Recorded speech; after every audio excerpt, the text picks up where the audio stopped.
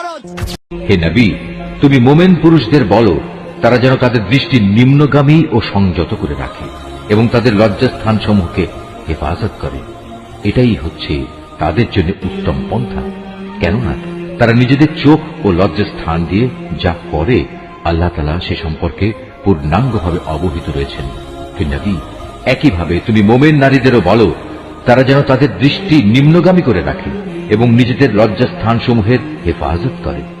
তারা যেন তাদের সৌন্দর্য প্রদর্শন করে না বেড়ায়, তবে তার শরীরের যে অংশ এমনিই খোলা থাকে সেসব অংশের কথা আলাদা।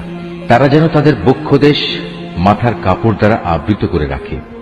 তারা যেন তাদের স্বামী, তাদের পিতা, তাদের শ্বশুর, তাদের ছেলে, তাদের স্বামীর আগের ঘরের ছেলে, তাদের ভাই, তাদের ভাইয়ের ছেলে, তাদের বোনের ছেলে, তাদের সচরাচর মেলামেশার মহিলা, নিজেদের অধিকারভুক্ত সেবিকা দাসী, নিজেদের অধীনস্থ এমন পুরুষ যাদের মহিলাদের কাছ থেকে কোনো কিছুই কামনা করার নেই, কিংবা এমন শিশু যারা এখনো মহিলাদের গোপন অঙ্গ সম্পর্কে কিছুই জানে না, এসব মানুষ ছাড়া তারা যেন অন্য কারো সামনে নিজেদের সৌন্দর্য প্রকাশ না করে।